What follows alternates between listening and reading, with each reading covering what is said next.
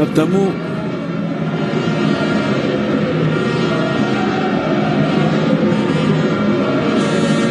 Théo Bongonda. On sent que cette sélection des Walias c'est un peu moins bien là quand même malgré tout. Inonga. Les Léopold sont dans un temps fort, il faut valider ce temps fort, il faut les marquer ce but. Joris Kayembe, le 1-2 avec Wissa fonctionne, la petite balle au-dessus, c'est bien fait. Oui, et voilà enfin la conclusion pour la République démocratique du Congo qui souffrait depuis le début par un manque terrible d'opportunisme et d'efficacité. Mais Théo Bongonda, sorti du banc juste après la demi-heure de jeu, marque enfin le but du 1. Ils étaient mieux, on le disait. Les Walias étaient beaucoup moins bien, beaucoup plus en difficulté dans la conquête du ballon. Une accumulation d'erreurs également. Et là, sur un excellent travail de Kayembe. Donc, Ditu Kayembe côté gauche, regardez, il va trouver un appui. Wissa à l'intérieur. Et puis derrière, ce petit ballon pied droit piqué dans le dos de la défense pour aller trouver un Bongonda qui s'y est engouffré. Et la reprise en première intention pour aller tromper Saïd Abtamou.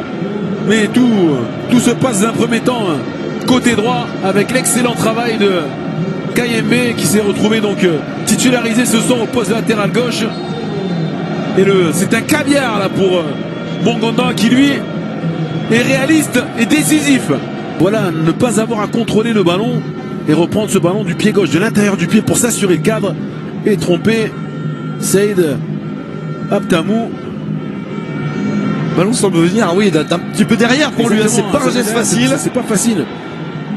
Ouais, là, et il la prend à moitié du tibia quand on voit le ralenti, j'ai l'impression, Bongonda. Il la prend un peu, mais bon, ça suffit. Allez, ça va dedans, c'est bon.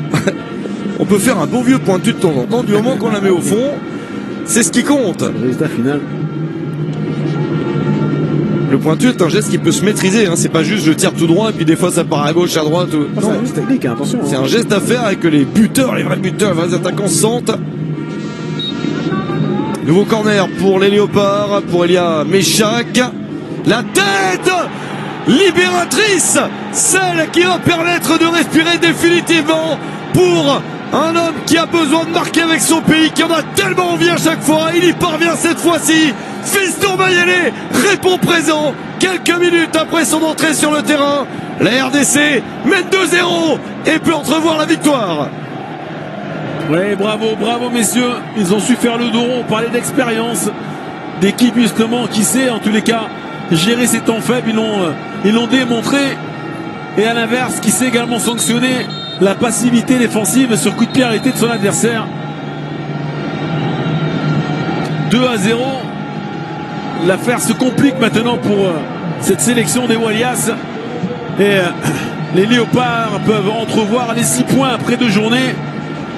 Grâce à ce but de Mayele sur corner, regardez, il est à l'arrêt, hein, mais il n'est pas attaqué.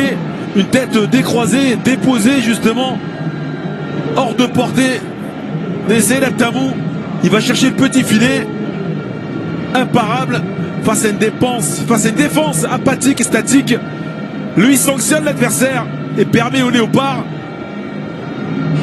d'aggraver son avance.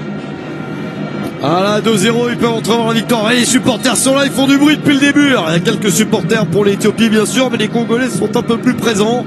Et il faut une belle fête. Assez bien, il s'applique d'une manière assez incroyable parce qu'il a tout son temps et il ne fait que placer son ballon à l'endroit où il est presque certain de marquer. La sortie de Suleiman Hamid, le latéral droit. Je ne sais pas si ça va bouleverser le match, ce changement du coach Gebremeddine Haïlé. Ah, il est tardif, hein, il fait un changement défensif pour un joueur un peu plus offensif. Mais il semblerait compliqué de revenir, de renverser la table. Hein. Bon, a tout bien suivi et ça a permis de décortiquer parfaitement les actions et de se rendre compte de quelle manière la RDC dispose de l'Éthiopie, car 2 minutes de la fin c'est une certitude désormais.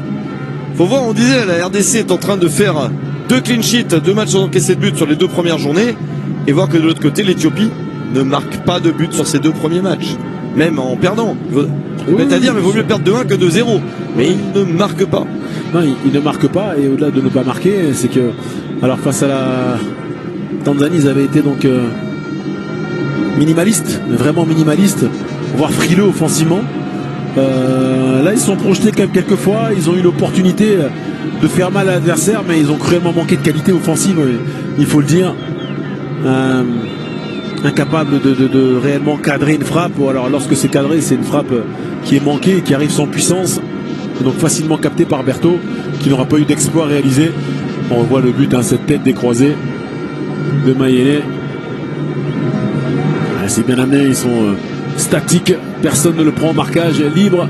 Mayele qui fait preuve de réalisme à la réception de ce corner. L'Éthiopie a marqué 4 buts sur ses 11 derniers matchs, si on inclut celui de ce soir. Un dans le nul contre Djibouti, un partout. Et puis ils ont joué 2 fois le Lesotho en match amical au mois de mars, où ils avaient gagné 2-1 une fois et perdu 2-1 l'autre. Voilà. Et le reste depuis plus d'un an. On a le sentiment qu'on peut leur rajouter un quart d'heure ou une demi-heure de plus et que ça risque d'être le même résultat. C'est leur problème, faudra le régler lors de la trêve internationale d'octobre, où ils joueront 2 fois le Sili national. On espère que le Sili fera comme la RDC, essaiera de prendre, allez, on va dire 4 points contre l'Éthiopie, parce qu'on adorerait voir la RDC et la Guinée qualifiées à la CAN au Maroc, ça serait super. Et on souhaiterait aux Guinéens de bien regarder ce match-là pour s'inspirer un petit peu de ce qui a été fait aussi et disposer à son tour de l'Éthiopie, même si on souhaite à l'Éthiopie de faire quelque chose, mais on voit bien que c'est très complexe et que l'arbitre peut mettre un terme à cette rencontre. À la fin, tranquille pour les Léopards, victoire méritée de la République démocratique du Congo, 2-0, ça fait 2 sur 2 victoires dans cette trêve internationale de septembre réussie. La RDC, seul leader du groupe H des éliminatoires de la CAN. C'est bien quand on voit qu'une victoire s'est dessinée